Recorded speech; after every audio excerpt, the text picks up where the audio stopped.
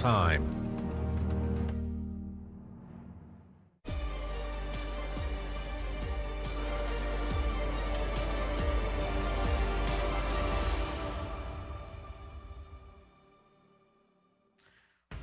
An intercontinental flair this time around here for the Intel Extreme Masters PyeongChang, as we are going to be moving on to Brazil, going up against South Korea in our next match coming up at the Intel Extreme Masters. Of course, it's going to be quite the match once again. We've already had 2 best-of-5 series, 2 more to go today to round down our round of 4. To my left-hand side, we do have our Tosis and Tasteless joining me here for this next match, but just before we actually get on to our next match, oh my god, Cyril actually going out of the tournament to a very phenomenal Scarlet there. Well, you know what? I think that we have 2 upsets right in a row. Zest was a little bit favored against Laser. Cyril was a little bit favored against Scarlet, but all these people are so close together in skill that anything can happen at this point in the tournament. I think it also really highlights how different regions of the world approach the game differently. Scarlett pointing out that a lot of these European Zergs would never have had the chance to experience the style that she's been tinkering with now in Korea. So Cyril, I guess, caught a little bit off guard. And of course, the region Korea, you don't have to be a Korean to be utilizing the fact that this tends to be the most dominant version of the meta. The way people are approaching the game here in Korea generally produces the most wins. Yeah, definitely. All right, let's take a look at the schedule, as we do have 2 games down, 2 games to go today, and we have still no 3-2s. Still no 3-2s. Maybe we'll get us a few of those down the line. Who knows here as we continue on. But our next match is going to be that Brazil versus South Korea stat that I mentioned before, as we have Kelazhur going up against sOs.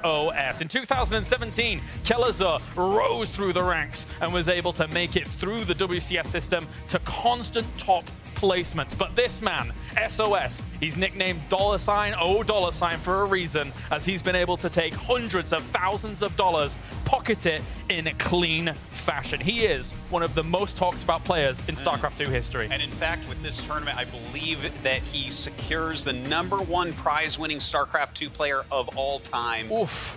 He has won the World Championship multiple times. It's crazy, man. Yeah, absolutely. What a player sOs is to bring to the table. You really couldn't ask for, I think, a scarier South Korean player than sOs. He's been very good at different periods in StarCraft 2. We do have some players who are incredibly dominant, maybe in one year or another year, but the fact that he's been incredible in the various expansions of the game that have come out, he's got a very odd way of approaching the game. It really is quite his own genius level. Yeah. And there really is nobody that plays quite like him. All right, well, let's take a look at Mr. sOs himself, one of the most winningest players in StarCraft 2 history.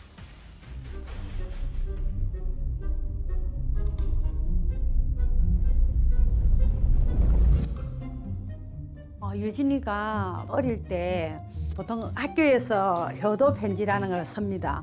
그 쓰는데 보이길래 지는 뭐 장래 희망은 프로게이머고요 막 이래서 넣는 거예요. 그 당시만 해도 프로게이머가 뭐지 이러고 생각만 하고 말았는데, 그러고 한 몇 달 있다가 학교에 수업이 일찍 끝난 날이 있었어요. 그래서 스쿨버스가 와도 애가 안 와요. 우리 동네에 PC방이 없다 보니까 학교를 가면 주변에 PC방이 있었거든요.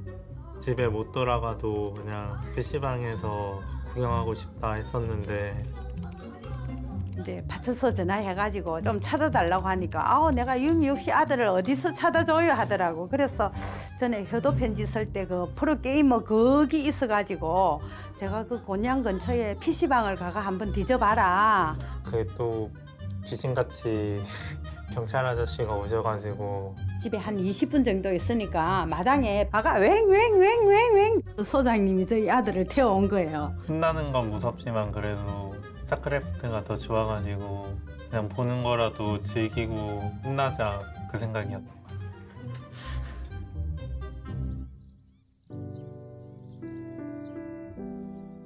유진이는 아까 이야기했지만 가을에 10월 16일생이에요. 하여튼 그때 가을이라 엄청 바빴어요. 벼 타작할 때거든.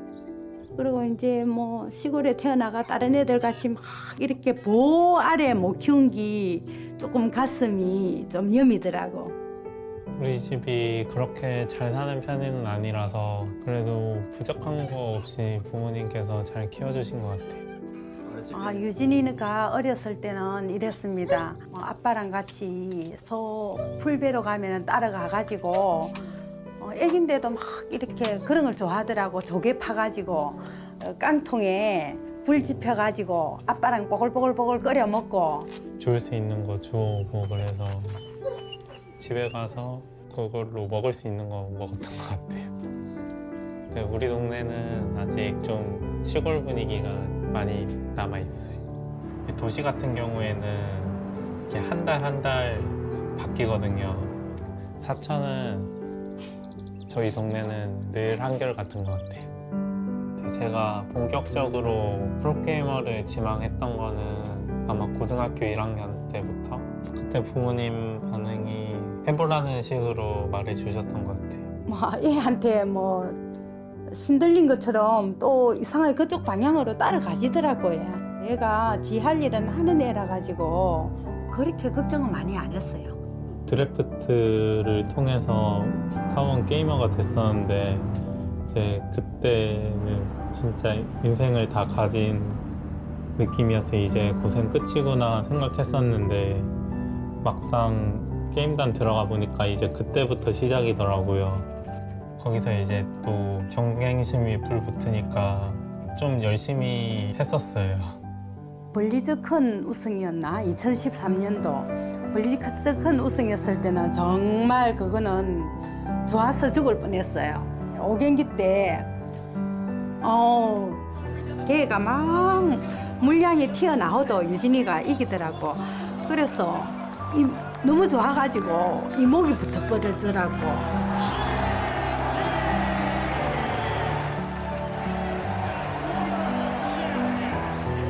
그래, 유린 아빠 나 물 좀 줘 하고 정말 이 땅을 쳤어요.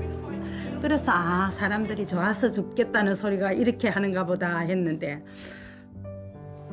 제가 가진 돈에서 이제 절반을 드리고 또 차도 하나 사줬던 것 같아요. 그래, 유진이가 차를 사줘가지고 엄마가 잘 타고 다닌다 그러면 왜 더 비싼 차 사줄 수 있었는데 엄마 왜 그걸 원했어요? 그래. 그래서 내가 아니야, 시골에선 이 차가 딱 좋아. 내가 그랬더만 고마워 아들 고마워, 다음엔 더 좋은 거 사줘. 그랬더니 예 그러더라고요.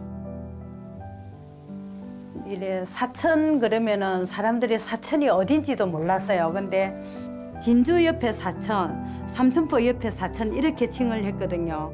근데 요즘은 우리 유진이 때문에 저 같은 경우에는 학교 관계자분들도 그렇고 시청의 관계자분들도 사천의 자랑 김유진 선수 어머니 오셨습니까? 하고 저보고 인사를 하고 그럴 때는 정말 좋습니다. 그리고 만약에 제가 일반인으로 이렇게 대학교를 가고 군대를 갔다가 이제 졸업하고 취직을 했으면 이렇게 지금처럼의 삶은 못 누렸을 것 같아요. 저도 한 번씩 그런 생각하는 게 제가 예전에 생각해보면 진짜 좀 우물한 개구리였던 게 그 작은 도시에서 잘했다고 해서 열심히 도전해서 여기까지 온 거 자체만으로도 저는 제 자신이 뿌듯하다고 생각하고 그 점에 대해서는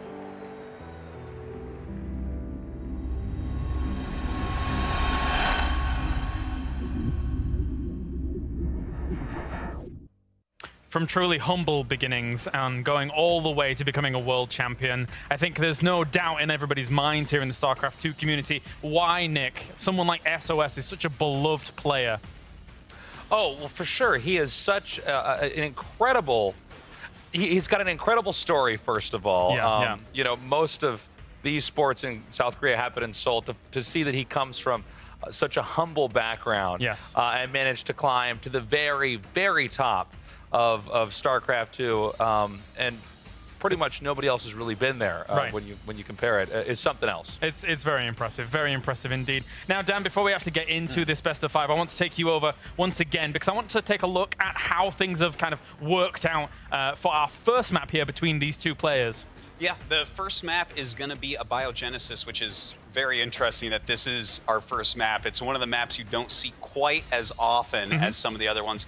It's a very small map overall. You have the starting spots right over here, and of course the first expansion you take is going to be here and here, but these two are very aggressive players, so will the game get past there? It's hard to say. If it does, they have to make the choice. Do you take the third base here or here on each side? Yeah. And the thing is, both of them have a lot of areas that you can attack from. Like, let's just take one of these sides, for instance. If you are taking this expansion, your opponent can so quickly come down and attack from this angle, right? Or they can come right down, attack from that angle. And the thing is, if you're trying to defend over here, then they can come up this ramp, they can come from this side, they can go into your main base through the air. There's so many different attack paths on this map for these two aggressive players, and the fact that it is one of the smaller maps where you're already close to each other, I think we're going to see real fireworks here. Definitely, definitely. Obviously, SOS comes in as the big favorite here. Thank you very much, Dan, for that analysis of our first map. I'm going to head over to our commentary team now as well, as we do have two gentlemen almost ready and raring to go for this one. We're going to have Nate and we're going to have Rotterdam to bring you all the action here. Now, I've spoken a lot about SOS with the guys over there. Let's focus on Kelazhur for a little bit, because he's known to be discredited at all. As much as SOS comes in as the champion, Kelazhur has been able to take down Koreans in the past and has risen so well in 2017. And a big part of that has been a little bit of that X-Factor magic that he has. He's been on the up and up, but we saw in his series against Hero Marine yesterday, he had slip-ups, he made mistakes, but he was able to carve out opportunities for himself to buy himself a new life in that match, and that's the reason why he made it out. I expect to see him try to bring some of that magic into this TVP. 2017 was really the breakthrough year for Kelazhur. We always thought of him as a good player, and he really got better every single year. But, you know, like I said before, if he always leveled up one level in the previous years, last year it was 3 levels. It was amazing to see him all the way at the global finals. And he looked really good, but after the global finals, it's been a little quiet around Kelazhur, and that was back in November. The only time we really saw him was in Leipzig just a couple weeks ago, and that didn't go that well for him, and he also lost against 2 Protoss players. So we have to keep that in mind for this match, but it doesn't stop me from being very excited for it. Where do you think opportunities can arise for someone like Kelazhur going up against a world champion prior? Like, what does he have to do? What holes do you think he can try and exploit in someone like SOS's play? I think it's important for him to just try to utilize all the tools in the Terran arsenal. There's been a lot of changes to the game recently. We have opportunities for him to try and squeeze things out. We just saw a major nerf to one of the more basic units that Protoss has, and maybe there's a way that he can play around this. Maybe he can build an army composition, a style that will allow him to bulldoze SOS in a way that he maybe won't expect. But it is hard to say, because that magic, there's no real way to describe it. Right. Yeah, we haven't seen that much Terran versus Protoss yet in this patch, and the losses that I did mention was actually in a moment where it was tougher for Terran than it currently is. But there are still a couple of builds out there that are very strong for Protoss. But one thing I think that Kelazhur has going for himself in this match is that, just like his opponent though, because SOS is a man with no fear, but Kelazhur also doesn't have much fear, I think, when he plays tournament. He's willing to proxy. He proxies on the biggest moments in his career, so I won't be surprised to see him play a couple of crazy builds, and that may be enough to catch his opponent off guard. I think he proxied over in South Korea when he was there against the GSL versus the world, right? He was born in a proxy. There you go. Well, there you go. Thank you very much, gentlemen. Time to head over to our next game here, the next round here in the round of 8, as we have Brazil going up against South Korea for the Intel Extreme Masters.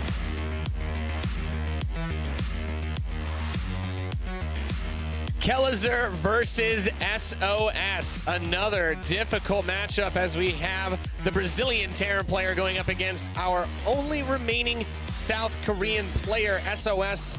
What a story he's had in his life, taking care of his family, playing games for the love of the game, and being able to support all of the people in his life that he cares about. Yeah, all the player videos we've seen this weekend have been amazing, but the one of SOS still stands above all of them. I love the one of Panda BME as well. I think that one was super touching. But SOS's story is truly something else, and man, his mom was great in that video. The way that she told that story, she should go to Hollywood, Nate. Can't make up a better story than that. It's really magical, the way that these games impact the players' lives and where they take them. And here we are in PyeongChang.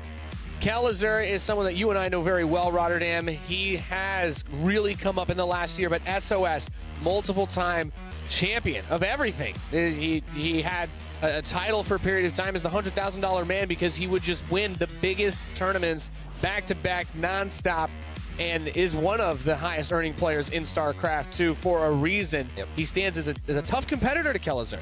Yeah, no, sOs is truly the face of Protoss in a way when it comes to the massive tournaments. We've, of course, had a lot of great Protoss players over the years. We saw Zest earlier today, one of the absolute best to ever play StarCraft 2. We've had great players in the past, but sOs has been around for so long. And like you said, he peaked when it mattered the most. He may not have won 10 or 12 or 14 international tournaments, but the ones that he did win, they paid very, very well.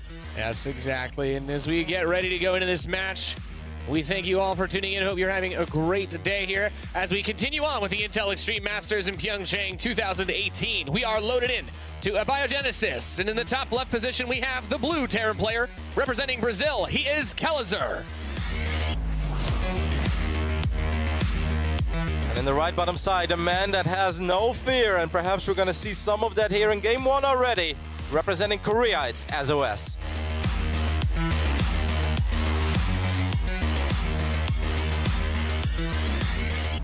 Okay, Nate, I'm a little bit surprised. This is a very, very early scout. Now, normally you don't scout this early, and if you guys wonder why, that's because at this point of the game, nobody really starts off with a great economy. You only have 14, 15 workers mining, so sending one of them out this early actually does a little bit of economic damage to yourself. I mean, it's interesting to take into consideration, though, the probe that the Protoss has, its basic worker, can attack these units, and because it's a shield-powered unit, it will recover its hit points over time, allowing it to stay on the map and continue to scout the Terran player. I think it's important to keep this in mind because Kelazhur is a player that we discussed will go for very aggressive strategies where he'll put his production on the other side of the map. And if his probe is able to kill one of Kelazhur's mining workers, he's going to set himself up in a really nice position. Yeah, this probe sure as hell has been quite annoying for Kelazhur. You can see him as well. This probe still really wants that SCV.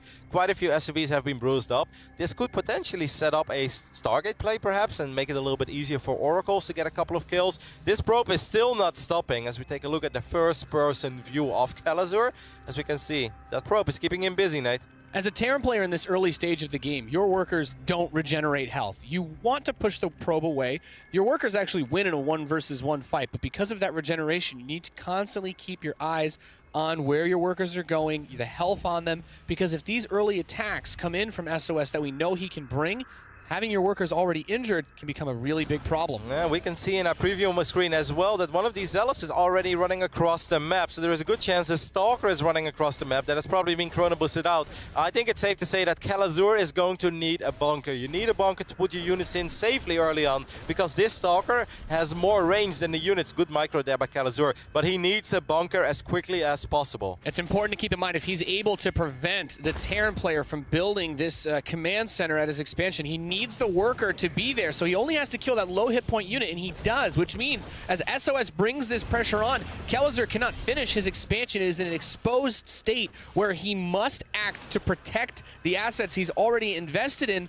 or he'll be significantly far behind. Yep, the bunker was obviously not on time, so he's not even going to try at this point. Now, there will be a Marauder on the way, and concussive shells are going to help to slow the units down off sOs, so that problem I mentioned before of the Stalkers being faster and having longer range is going to be reduced a bit. But sOs is already more than satisfied with the damage that he's doing, because not only has he killed 3 SCVs already, now he's going to be able to have an excellent idea of what he's facing as well, and look at how much that command center has been delayed. Yeah, he has not been able to take that base, and at the same time, during this, sOs has acquired his expansion. He'll be able to get access to more resources. You mentioned it, concussive shell is going to finish. That will allow the Marauders to kill these Stalkers as they won't be able to run away anymore, but he's still delayed that expansion a lot. This is the type of play.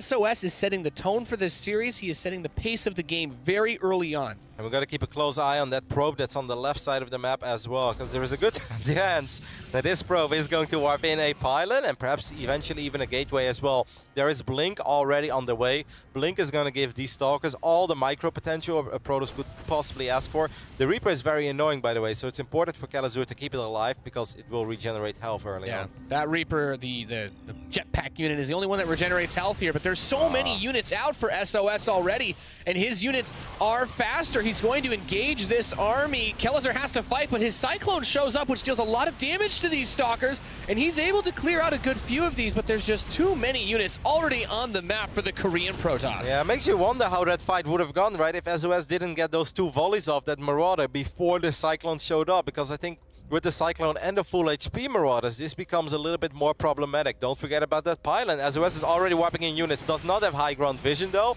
so he's gonna eat a couple of free shots, but these Stalkers are once again gonna take care of these Marauders. The Cyclone, however, should be able to save the day. Oh, he manages to pick the Cyclone off, and now the Marauders are retreating. A bunker is almost done for Kelazhur, but his units gets picked off. Just one of them able to slip in. He's going to run past the bunker with his Stalkers, and because of this, Kelazhur cannot mine off of his expansion, and it is taking an extreme amount of damage. He will be forced to lift it off and move it. It's nice that those Terran buildings can fly away, but he's not mining off of his second base. These Stalkers are going to be in a rough spot though, but of course Blink is about to finish up, and with Blink, these Stalkers can actually blink down the cliff, so they will not be trapped there, but it's not totally ready yet, so one Stalker, nope, actually he's going to save all of them. That short-range teleport ability finishes up for SOS, and this allows him to get more and more value out of his units, saying, Kelazhur, you will not be expanding in this game. And the best case scenario there for SOS is that he kept 2 or 3 of the Stalkers on the high ground, so he didn't lose the high ground vision. To blink on top of that ramp, you need to have something there. He didn't have anything, but he kept 2 units there,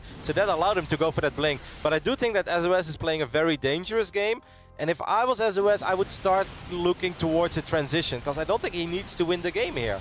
And he very well might either way, Roddy. He's taking some damage on these forces. The Stalkers are getting killed, but that command center, as it goes back to land, we have the 3rd base coming in for SOS. He's continuing to push his economy forward during all of this. Yeah, I think that's very important. I would love to see an additional upgrade like Charge. I think this is a perfect moment to fire up Charge if you're SOS, to give you something, give yourself something else. The Stalkers are great as long as these armies stay small, but the bigger the numbers get, the worse the Stalkers will get. So eventually you need something else, like Charge.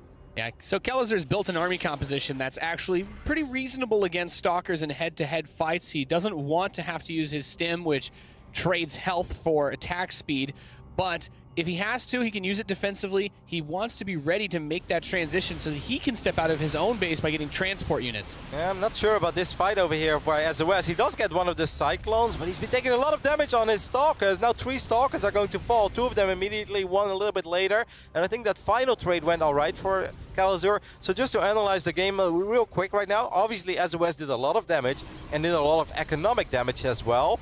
But his additional tech, those real power units for Protoss that come out of the robotics facility or the Templar archives later, those are not that clear. So there is perhaps potential for Kelazhur to start moving out as soon as his first medevacs appeared on this battlefield. And then perhaps there is something possible for the Brazilian Terran. Not all hope is lost. Yeah, being able to get those support units out for his infantry on the ground to restore their health and allow him to move them across the map very quickly is the next step, because otherwise these Stalkers are going to continue to bully him, just barely poking forward, killing units, and then boop, teleporting away. I can't believe that he got that final Marauder there. SOS really wanted to get the kill on that final Marauder, and he somehow got the job done. Once again, took a lot of damage. Of course, the shields will regenerate, but he took a little bit of real damage as well, which will not regenerate.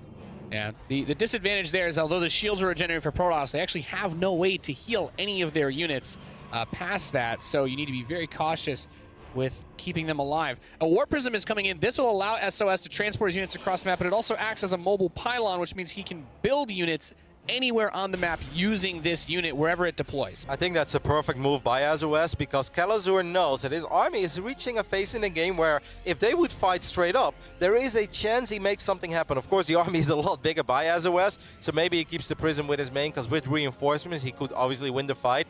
But the moment that Kelazhur wants to run across the map, wants to bring the fight to his opponent, oh boy, right on that moment SOS is probably going to wipe in a couple of units inside of the main base of Kelazhur, and that's where things get very, very tricky. And but this is a lot of Protoss, Nate. He jumps onto that Terran army. The bunker is not there, and the Zealots, with that charge ability, it allows them to close the distance between the enemy units so fast. And there's the reinforcements being brought inside the main base of Kelazhur. A battle on 2 fronts, but there's nothing inside of his main base protecting production, and GG is called. SOS will take game number 1. Yeah, a strong, convincing victory there by SOS. Non-stop aggression. Of course, the map kind of plays into that kind of a playstyle, right? This is the smallest map that we currently have in a competitive StarCraft 2 map pool. So it makes sense to bring aggression towards your opponent.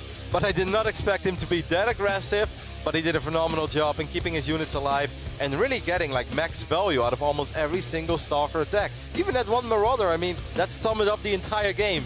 SOS wanted that Marauder, he got the Marauder. A lot of lost mining time early on for Kelazhur, and I think an early game bunker, and this would have been a completely different game, but he didn't have the bunker.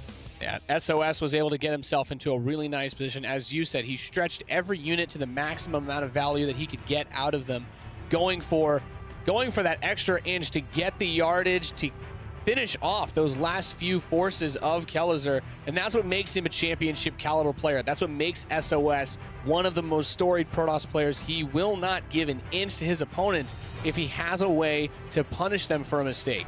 For Kelazhur, it's important right now to obviously stay calm and composed, and what you can tell yourself is that, okay, that was a pretty unique map. That is the only map in the current map pool that plays out like that. We're not going to see the same build coming out of SOS, maybe a variation of it, but I'm expecting a lot more Stargate play on the second map, perhaps even some heavy Phoenix play, because I think Phoenix is actually quite strong right now against Terran, but the main reason is that map is so small. You can't chrono boost the Zealot, run to the other side of the map, and try to delay the command center on the map. Let's say like Eastwatch or Acid Plant. Even on Catalyst, those maps are just quite a bit bigger. It's important to keep in mind, as you said, Kev, that map opened up a more aggressive strategy path. Let's see what happens as we get into map 2 here, as we continue on with Kelazhur versus SOS at the Intel Extreme Masters PyeongChang 2018. We are loaded in to black-pink. And in the bottom left position, we have our blue Terran player representing Brazil. He is Kelazhur.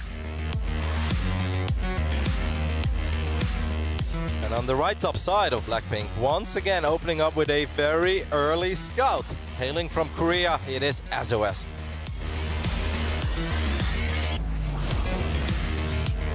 I do like the early scout out of SOS, though. We saw him get a fair amount of damage in on some of the workers of Kelazhur early on, but his control, his ability to pay attention to this unit, he forces a response out of Kelazhur in a time when he doesn't want to pull extra workers off himself, and as long as he can keep that probe alive, it will regenerate his shields. And as a fellow Terran player myself, I can tell you that is so annoying to have to deal with running around your base in the start of the game. I mean, StarCraft is a game of numbers and a game of sometimes seconds as well, but it's interesting to see how this plays out exactly, because of course what SOS is doing here is costing Kelazhur quite a bit of money, but don't forget about this probe that has to be sent from the beginning, from his side of the map all the way towards the other side of the map. All the time, this probe is not mining. It is getting a lot of damage done once again. And obviously, SOS is hoping for the jackpot, which would be an SCV kill. Unlikely in this phase in the game, unlikely on this level. But every now and then, it does happen. So we have that Reaper coming out for Kelazhur. He opts to open with the fast scouting unit. This way, he can find anything that SOS may put out on the map early to catch him off guard if he tries to build his production structures outside of Kelazhur's base. But it will also allow him to run into SOS's base and see what he is building inside of his main. Even though there is not much happening in this phase in the game for StarCraft 2 and things might look quite simple, you drop a pylon, you drop your expand, and you just take it from there. To be dead on point with your probe harass while making sure you don't make any errors at home, that's actually a little bit more complicated and difficult than it seems. Because obviously if your probe takes a few too many hits, you're going to lose it, and you don't want to lose your worker early on. You have to make sure you send it home in time so you don't lose it against this Reaper. Well done by SOS, but we do have that Stargate Detonate, which I kind of expected. But now I am super curious. Are we going to see an Oracle, which was traditionally very strong? Or are we going to see some more heavy Phoenix play? This is maybe not the ultimate Phoenix map, but I do think Phoenixes are strong right now against Terran. Yeah, we see that Adept Shade using its ability to teleport to a projection of itself over time to chase that Reaper down and push it back. Of course, as you mentioned, the Oracle is a unit that used to kill Terran units in the early game much faster. These days, it's a little bit slower. It's not always as profitable of an investment that you can make as a Protoss player, so he does have a few options of what he wants to do with that. He's going to open up with the Oracle, and I actually think that's okay news for a Brazilian Terran player, Kelazhur, because Kelazhur is opening up very aggressively. He's opening up with Hellions. Now, Hellions are quite annoying to deal with if your units are not in position. The Oracle is obviously not going to be in position, but it's not 4 Hellions, Nate. He's stopping at 2 Hellions, and then he goes into Widow Mines. And these Widow Mines, I'm expecting Kelazhur to make a lot of them. and just kind of spread them out. Maybe when I say a lot, I think at least 4, and maybe just put them in random positions. I love that move with the Reaper. He is using the Reaper to bait the Adept away from his base, and this allows the Hellions to get into the mineral line and start to kill probes. The Oracle that comes out will not be able to attack Kelazhur's workers because he has to use it to defend at home. He gets a ton of value out of this early investment. He destroys 6 workers for his opponent, and he turns his attacking force into a defending force. That is a tremendous amount of damage for Kelazhur. In this phase in the game, 6 workers is insane. I mean, if you only work with like 30, 31 probes, that means that you've just lost like close to 15% of your economy. That's not what you want to have. Losing 6 workers at like, you know, when you have 65 workers, it's not nice, but you can survive it. This Oracle also used Pulsar Beam at home, and Oracles work obviously a little different than most units in this game. You have to activate its ability for it to actually fire at enemy units, and it cannot do that all the time. That's right. So we see that Kelazhur's drop has been spotted. He wants to attack his opponent's base regardless. These mines will not destroy buildings, but they do an insane amount of damage to the units on the ground. They will burrow and fire, and we see a great shot. 5 of the workers picked off, as well as damage towards the army units. Yeah, it wasn't for free. Of course, the medevac did go down, and multiple Widow Mines went down, but we have, I mean, it was worth it, because again, 5 additional probes. In this phase in the game, it really hurts, and what we see Kelazhur do there, I love it. Put Widow Mines in random positions. If you have the feeling your opponent is gonna run across the map often, have a lot of Phoenixes, lots of random mines, Nate, connecting with units left, right, and center. I think this is a brilliant play against somebody who likes to make Phoenixes, and well, that's what it seems like. Yeah, and he's substantially cut down the aggressive potential of SOS's army with that early move that you mentioned. The economy looking great for Kelazhur. The 3rd base is done for SOS, but Kelazhur's acquiring his own 3rd right now. We see the Adepts try to shade inside of the main base, but he's up a few workers. And in Terran versus Protoss, Terran has the extra ability to mine using the Mule call down from their command center, and this naturally gives them a little bit of an economic edge. So this is a very good amount of income that Kelazhur is able to pull relative to SOS. An absolutely fantastic start for our Brazilian Terran, and I love the way that he's playing this so far as well. These Adepts might actually, I thought committing wouldn't have been that bad, but of course the Vikings would have made things a little bit more complicated as they are able to land. But I think so far this is a beautiful start for our Brazilian Terran. I really don't think he has much to worry about. He knows that he did a lot of economic damage. He's got a strong economy for himself. And at this point in the game slows down a little bit, because this is where you want to get that next wave. These Adepts might actually complete this time, and a couple of SCVs are going to be sniped here. Yeah, so he's doing a little bit of economic damage. He doesn't want to lose the Adepts. One of them gets picked off by the bunker, and the Marines want to chase the rest of these units out, but the Phoenix have come into support, of course. They lift units into the air, and well, they do a lot of damage to air units. It's interesting that we already have a War Prism on the way for SOS as well. There is a Widowman there that's actually going to shoot at this Phoenix, not kill it, but do quite a bit of damage. The Marine actually gets the kill on the Phoenix. A great focus fire to make sure that his units were shooting at the 1 weak unit that was available to be killed in that position. As 5 gateways finish up in that Warp Prism that you were talking about. But the upgrade for the Adepts to shoot faster, as well as their attack upgrade, are both about to finish. So with the Warp Prism, he can bring a few of those. He doesn't need a lot, and he can just distract Kelazhur, try to pick apart his defenses, tear apart his economy if he lets him, and use it to create space on the map for him to continue to expand and build more production. Yeah, this just became quite a tricky game, because it's quite even economically. The 3 orbitals will make up for the 9 worker deficit that our Brazilian Terran is facing.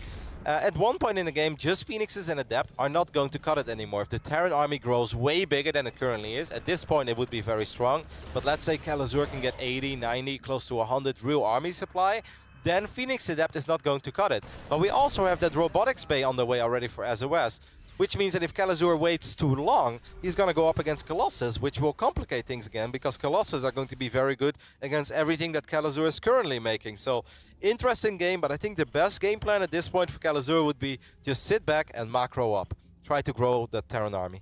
Yeah, we see that those mine shots. It's getting a lot of work done on these Phoenix, but there's that Warp Prism coming in. He actually brings a Sentry, which has the ability to force field and block units away. He's going to use it to deflect incoming damage, but this number of Adepts inside a base can be very scary. However, solid control so far from Kelazhur. He's pulled the majority of his workers away. He's killed the Warp Prism, and okay, another Adept attack is going to hit the 3rd base at the same time. It looks like he's got some units moving around the natural too, so some of them are going to try to make their way out. 17 workers killed for SOS. That is a lot, but if you look at the army supply, I think at this point right now, especially after taking down that Prism, now I think it's time for Kelazhur to walk across the map and try to do something in return. Obviously 17 workers is a big deal, but Kelazhur still has 47 workers behind this. So it's actually not all that bad. He's got 3 orbital commands as well, but now it is going to be important that in the next minute or so, Kelazhur strikes back, because if he doesn't do anything, then SOS is going to run away with this game.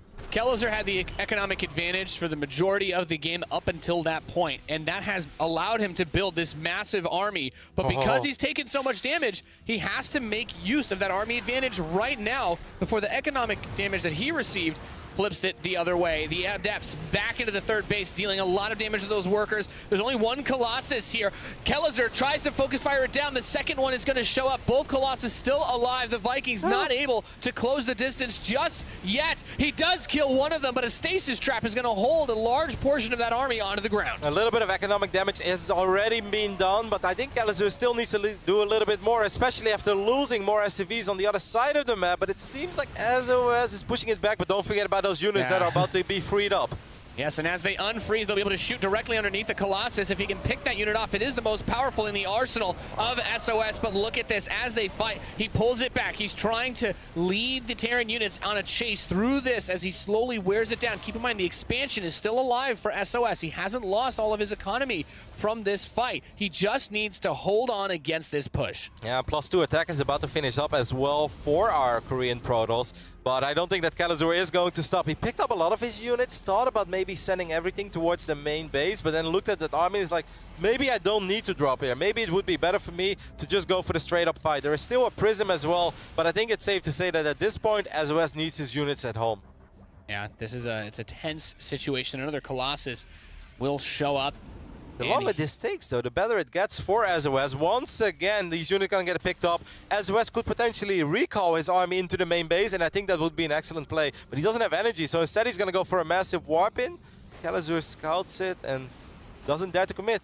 I mean, SOS is surviving right now. Every second that goes by is a good second for SOS, because that Colossus count is growing, and he still has that worker advantage. Yeah, that worker advantage, it's going to start to really lean in. There's a big drop inside the main base. He transports a lot of his units directly onto the production of SOS to try and limit his ability to make units. He shuts down a lot of the warp gates, so he can only add 3 units at a time from the main base, and that's going to make things very difficult as he picks off some of these forces here. He got the Colossus. The drop was cleaned up, but he had that mine there as well. Somehow that final stalker died as well, which means there's no more anti-air in the main base, which means that these medevacs will get away for now. I mean, that was kind of good for Kelazhur, especially because he picked off a Colossus, the most expensive unit that SOS is working with.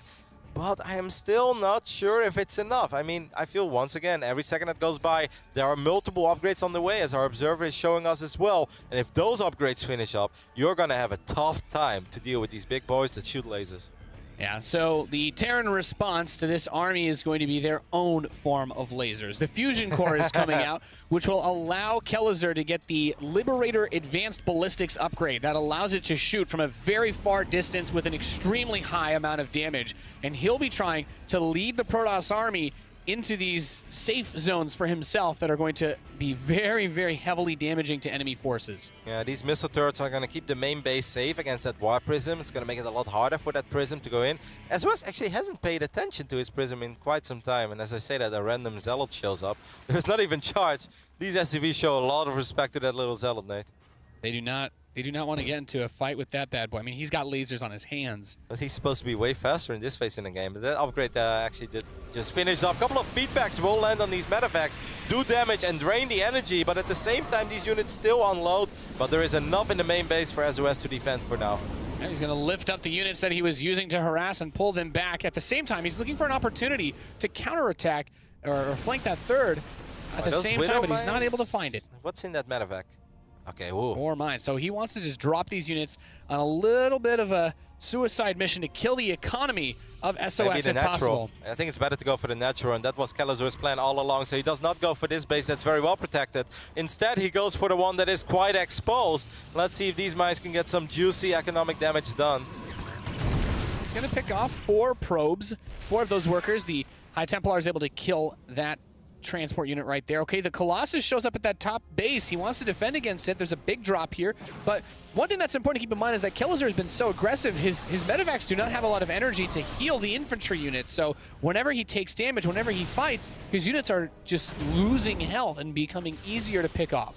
These Stalkers did take care of those mines. I think they were about ready to fire one more time. That's not going to happen. So once again, SOS weathers the storm. Kelazhur is still ahead in supply, but SOS is ahead in army and is ahead in upgrades. He's got +3 attack, +2 armor, and Size Storm is done as well, which means that, I mean, these storms could potentially do devastating amounts of damage to the army of Kelazhur. Yeah, the Liberator transition is just about ready, though, as we see.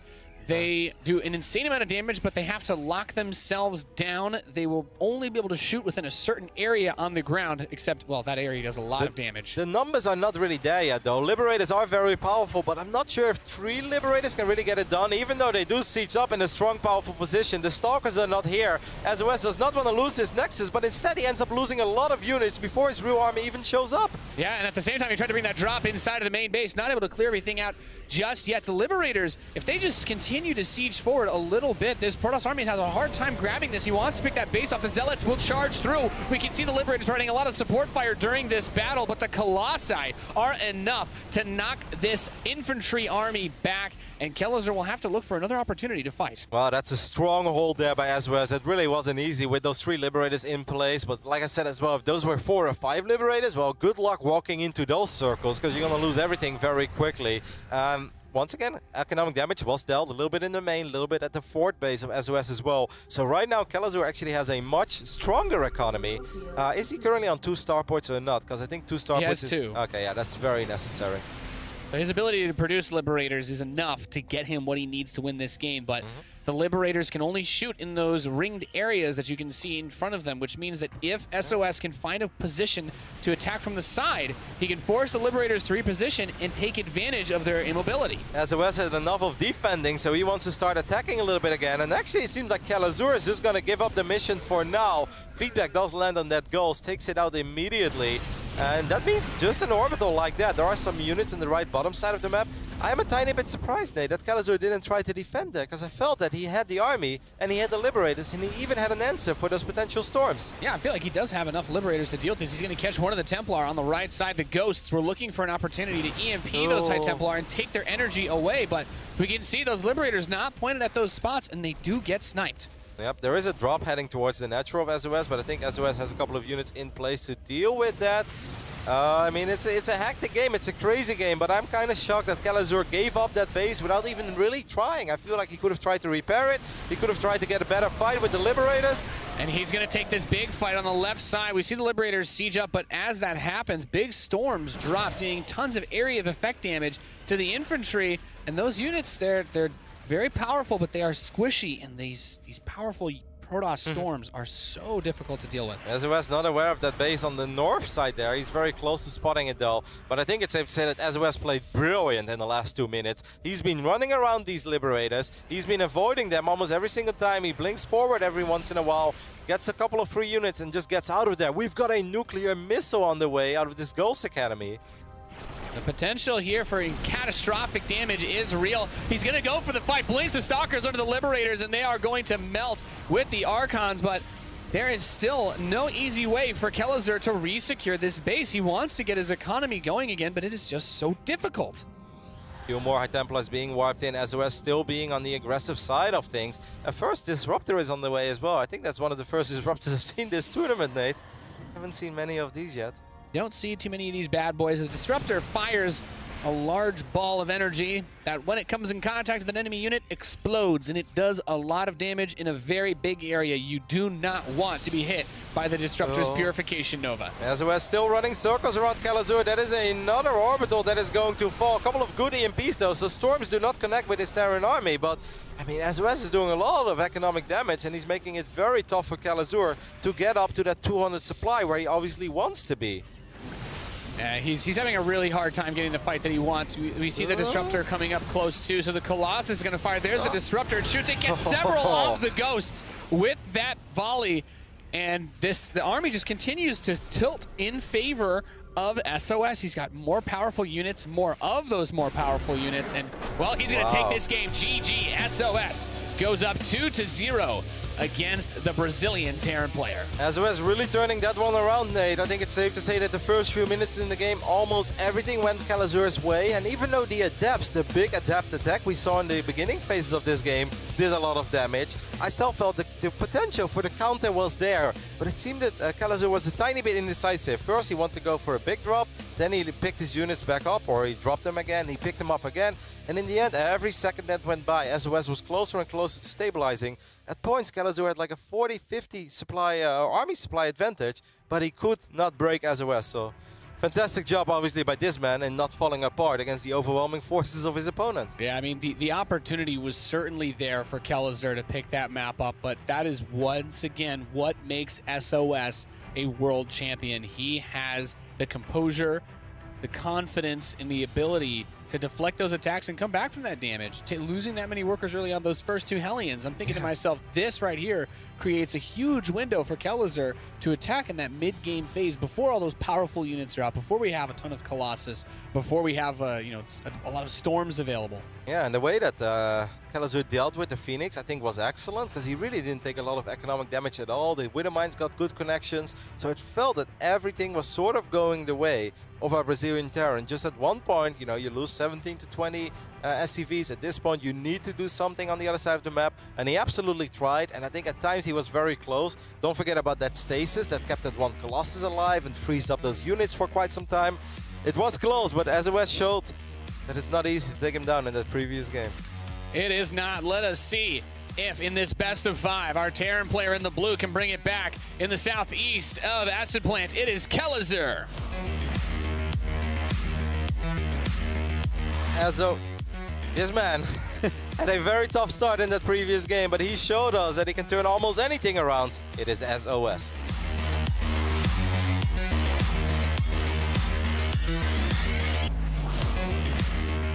SOS bringing to this series thus far the Korean domination that we expect in StarCraft. He is a world champion for a reason. He has beaten the best of the best time and time again, and we see in this map at the start of this game, he's going to go for that very early worker poke once more. I'm surprised to see this, Nate. I really am. This is not that standard these days to start harassing this early, especially even on Acid Plant. Like, if you do it on a Biogenesis, I can sort of understand it. You can distract your opponent. You can maybe prevent him from building a bunker early on. But on a large map like this, for quite some time, all the Protoss players used to do this, especially against Terran. But at one point, we're like, you know, you just don't really get enough done, and you lose a lot of mining time early on. But it seems like SOS is really favoring it again. Yeah. I'm really impressed with the way that SOS handled the last, let's say, 4 or 5 minutes of Blackpink. Because dominating a game from the beginning, kind of like he did on the Biogenesis, we know that he's capable of that. But, I mean, the mentality and the calm and composure that he showed in the previous game, and even once the Liberators were out there, he just kept running circles against them. I mean, he's supposed to fear the circles on the ground, Nate, but instead he just kept running around them. So Kelazhur is attempting to place his expansion on this location, and has actually been delayed a significant amount because, well, the probe is there, so he has to wait for it to move, and we just see his ability to be there and annoying and micromanage that probe in such a fashion that Kelazhur doesn't want to build his base anywhere else. He's going to delay it and just give himself another little edge, percent by percent. I'm expecting another Stargate opener, but perhaps since this is a larger map, maybe he feels confident enough to open up with Blink and a robotics facility, but I think a Stargate makes a lot of sense here, as we do see a Stargate go down in the main, and I most likely expect the same thing. I think SOS was almost shocked with how little he got done with his Phoenixes in the previous game. Normally Phoenixes are those super annoying units that will fly in your main, get a couple SCV kills. This is nice, the probe. Just when Kelazhur thought the coast was safe, it shows up once again. Well, the Reaper's on the side of the map. Yeah, normally it's almost inevitable that Phoenixes get 4, 5, 6 SCV kills. And obviously they got a couple, but never really without a reason. Now we do have a proxy star for this game, Nate. So I'm expecting, instead of the 2 Hellion opening, I'm expecting a 4 Hellion opening here. And expecting Kelazhur to drop those 4 Hellions in the main base of SOS. But now what's going to be very interesting is to see what route will this Oracle take that's in production. The command center delayed once again, 2 seconds away from completion. And that Adept, it's a threatening unit. The Reaper can't kill it on its own. The Hellions will add the necessary firepower, but let's see where this Oracle goes. He's going to spot this proxy starport. The probe might, Roddy. What? What is this probe even doing here right now, Nathanius? That is a... I think it was ready to get ready to swap in a pylon on the other side of the map, but the fact that he just spotted this starport, I mean, at least Kelazhur is going to be able to prevent a potential pylon going up, but... Maybe he was expecting to see the starport built by the barracks, as many Terran players normally do inside the main base when he poked up that ramp, and he says, well, if I don't see the starport, it's probably somewhere else, and... Well, here's the somewhere else. He's got his Adepts on top of it to force it to lift off eventually, but this medevac is making its way towards the main. Yeah, I mean, that's a little bit risky to go that far out, right, with your Adepts, because that means your Adepts are not at home. Now, there is a shield battery, and that's... Oh, you got to drop these Hellions. You got to drop them right now. I think he was waiting to try and wait for the Oracle's energy to go away, but he's not going to be able to take advantage of it. The shield battery heals those damaged probes so quickly, and since he lost one Hellion, he couldn't one-shot him anymore, and that was a very, very clean defense for SOS. Yeah, it doesn't really get much better than that. Of course, the scout helped him out tremendously, because normally you don't build a shield battery this early on in your main mineral line. But SOS, with a great scout, found the starport and just didn't really take any damage. Just to compare things of this game to the previous one, 2 Hellions on Blackpink got 6 probes. Right now, 4 Hellions and a medevac, only 2 probes. Yeah, we see those random mines as you were talking about. So random. Yeah. Getting a couple of shots off. Not enough to kill a Phoenix on its own. If this mine doesn't burrow quickly, it will die too. He's just gonna tank. Oh, and he picks up the... Is that the right one? Oh, he gets both of them. Well done by SOS there. Does he have enough firepower to kill both? Yes, he does. Now, his Phoenixes definitely took a little bit of a beating, but in the end, he didn't lose anything, and he did actually take down those mines. So we see those Phoenix still continuing to be annoying. The starport makes it home safe and sound. The worker count still reasonably close, but there's that third Nexus that's coming in for SOS, and that is going to help bolster his economy significantly. That is the only thing we could be a tiny bit critical of SOS, as he's played a phenomenal game so far, and he's probably going to do quite a bit of economic damage here, as there's a couple of Adepts that randomly show up in his natural as well. Good trap there by the SCVs. They're going to help out a little bit. I don't think the Marines are going to get that Adept as well, but, you know, Kelazhur didn't take that much damage there. But I think the only thing we can be a tiny bit critical of the play of our Korean Protoss up to this point is that he should have been more workers ahead. Yeah. He barely lost any workers. He delayed the command center for quite some time, so he should have been in a scenario where he was 8, 9, 10 workers ahead, and that was not the case. But after the damage he just did, we're getting closer and closer to where he is supposed to be. Damn, that he saw that. And a great revelation there by SOS allows him to kill off some of the defensive units of Kelazhur. He's trying to use these mines to jump on the harassing units and force him to lose them very quickly. We have that +1 attack coming in again. The Resonating Glaives, the Adept attack speed upgrade that will allow them to get that harass in more easily and potentially take a head-to-head fight against a Marine-heavy army composition. Economically, it's still not terrible for our Terran, because once again, you're looking at the worker count. He's only 3-4 workers behind, and he's got 3 orbital commands. So technically, you could even say that the Terran is ahead, which I'm surprised by. This drop gets found immediately. These mines are probably going to get taken out as well. But I mean, that is the only thing that SOS hasn't done perfect in this game, because everything else, Nate, he is so on the money this game. Yeah. Being able to shark around the map like this is so nice, as without having a good core of Marines with that medevac support, these Phoenix can leave you running all game long trying to catch them. He's going to try to do the trick. He's going to be like, shoot at my Adept.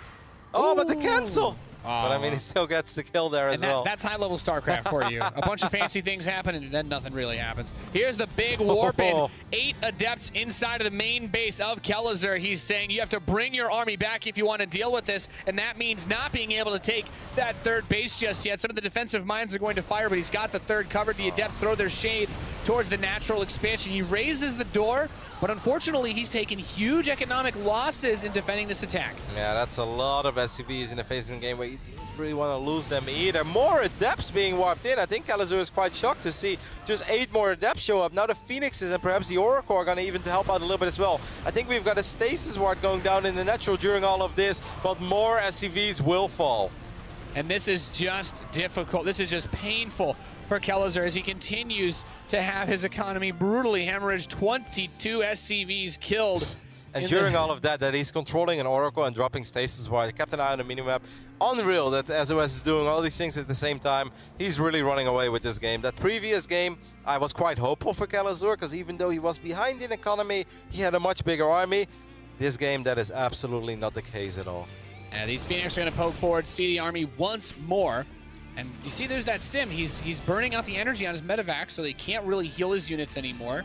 We can just see in this game, Kelazhur has just been pulled apart expertly by SOS, unable to keep up with the multitasking of the Korean Protoss player. And it's just going to continue to snowball in favor of SOS. He's got his Colossus coming out again. He's researching Blink. He's getting his extra attack upgrades so that his units do more damage. And Kelazhur's army, it's not a lot. Nope, and that's risky as well. He's sending it out and he's gonna strike straight into these Phoenixes. Well, it wasn't, but SOS wouldn't be SOS if he didn't somehow felt that something was up there. Why do we have a Twilight Console being built when he's already researching +2, Nate, and Blink? I don't know. I think that he thinks that's the Templar Archives. Maybe. Could be adding the wrong production structure. When you're playing the game this fast, it's not completely uncommon to occasionally build something you don't need. When you're going too fast, you gotta... It's the backup Twilight. I think that SOS has a feeling just in case he gets his tech sniped. Oh, he's just gonna use it? I mean, that can be on purpose, because it's like 20 seconds away from finishing up. He could have just chronoed Blink as well. But I do love that he's like, well, if I've got it, I may as well use it. Let's make the most of this. As he boots up another forge, this Terran army is looking for an avenue to attack, but the last thing he wants to do is run into the Protoss force, because he will not be able to defeat it head-to-head. Blink is done now as well, which is going to make dropping even more difficult. And like, compare these Phoenix as well to the Phoenixes in the previous game. All three of them are still alive. All of them did some very valuable work. Multiple kills on Widow Mines, SCVs, couple Marines here and there. And they're still out there, which means it's become so much harder for Kelazhur to actually start dropping. This is just a very tough time end game for a Brazilian Terran. Not all hope is lost. He can always sit back. He can always try to max out. And if you are maxed out, you always have a chance. But it's not looking too great. So here we have the Widowmine drop going in towards the main base, trying to grab probe kills. There's not a whole lot of probes here, but if you can get a few, maybe just two. A couple. That's all he's getting. Yeah, for the investment that he made, not a whole lot grabbed just yet. The upgrades continue to go. Does he and know there's about a large drop coming in. The stasis is going to freeze a few of the units that were just landed inside of SOS's base. A warping of Zealots as Charge finishes up. Will try to help deter this, but Charge is just 10 seconds away, and that actually has a huge impact on his ability to defend this attack. And that fort base is very well protected as well, with multiple shield batteries, so it's safe to say that this drop needs to do a lot. SOS is respecting it, sending a few more units. I think that Kelazhur took down 2 Phoenixes there. That's very nice, because that means that these medevacs could potentially get out of here. This fort base army is massive for Kelazhur, but 3 shield batteries, Nate, that's a lot of healing power. 1 Colossus does go down, though.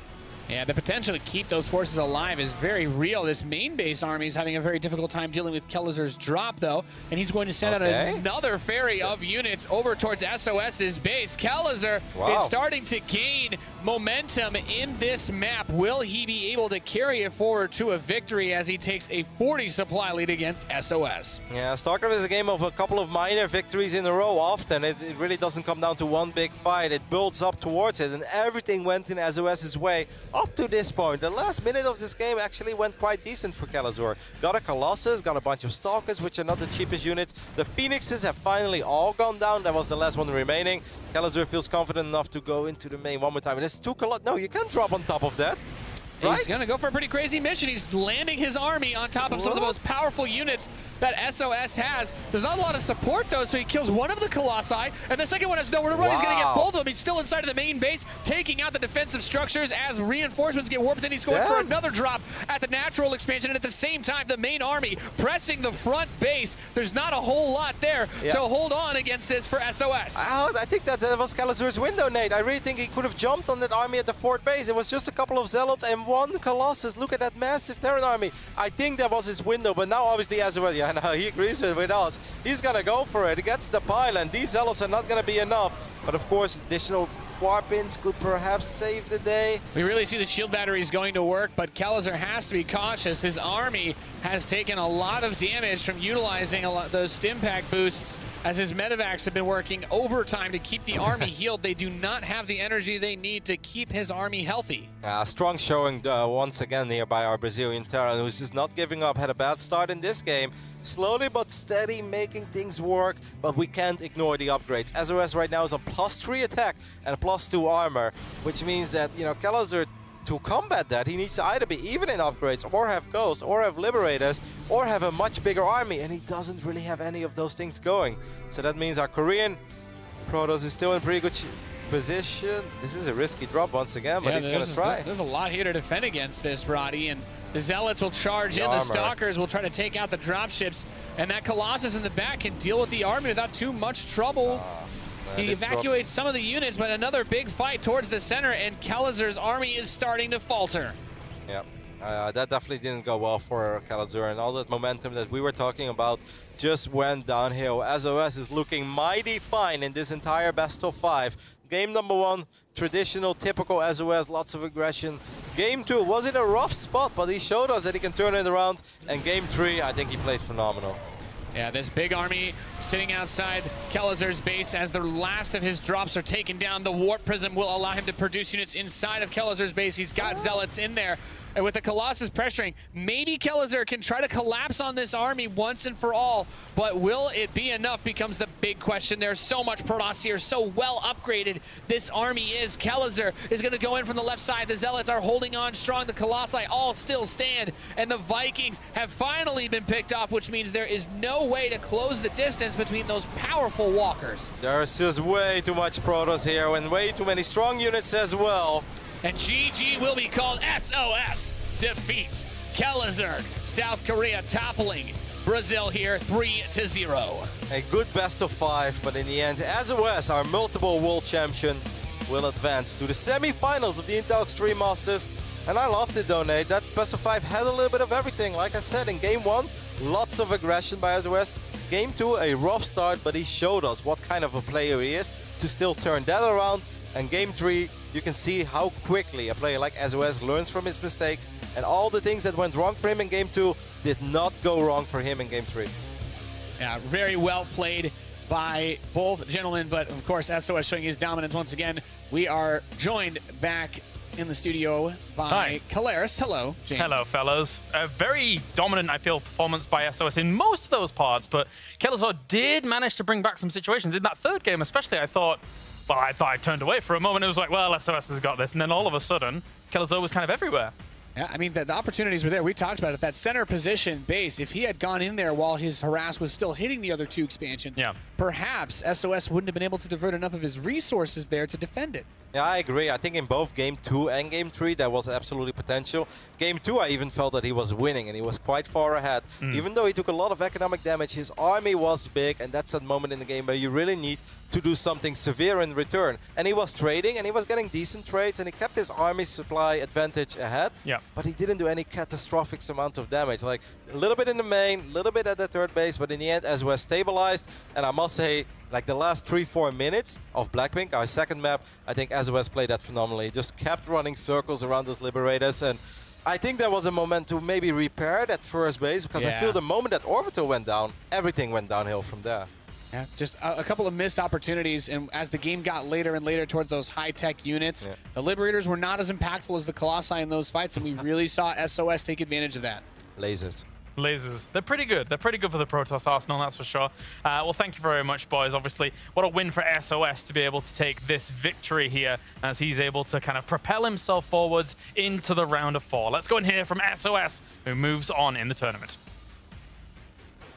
Congratulations, SOS. You've made it to the top 4 here at the Intel Extreme Masters PyeongChang, and more importantly, you've now become the highest earning StarCraft 2 player of all time. So how proud are you right now?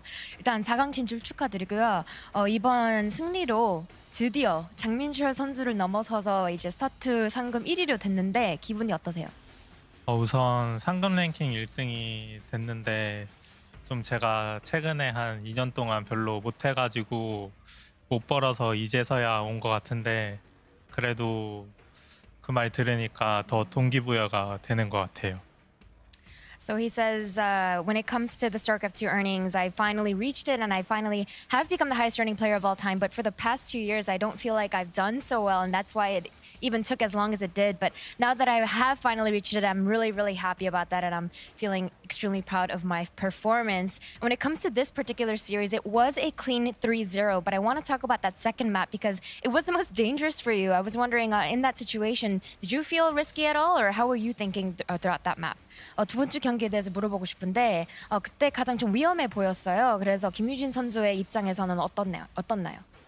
솔직히 켈라주르 선수 스타일을 어제 VOD를 봤는데 좀 비슷하게 하더라고요. 그래서 좀 이렇게 하면 내가 괜찮겠다 싶었는데 이게 확실히 대회다 보니까 너무 정신이 없어가지고 좀 많이 힘들었는데 그래도 어떻게 계속 막다 보니까 이겨서 3경기까지 이길 수 있었던 것 같아요. So it says, when it comes to Kelazhur, I actually studied his VODs prior to this match yesterday, and luckily he did play similar to what I had seen, but you know, it's a live tournament and stuff happens, and so a lot of things went really crazy, and it was a really chaotic game for me, but luckily I was able to hold on and defend a lot of his attacks, and I think that's why I was able to go on and win the second game as well as the third game to win the entire series. And now moving on, you're facing either Bly or Special. You're the only Korean player left in the tournament now, so do you think you can keep Korea's pride alive? 일단 이제 다음 상대로 블라이 선수 아니면 스페셜 선수로 만날 건데 이제 한국 선수 혼자 남아 있어요. 그래서 이제 한국의 자존심을 지킬 수 있을 것 같아요.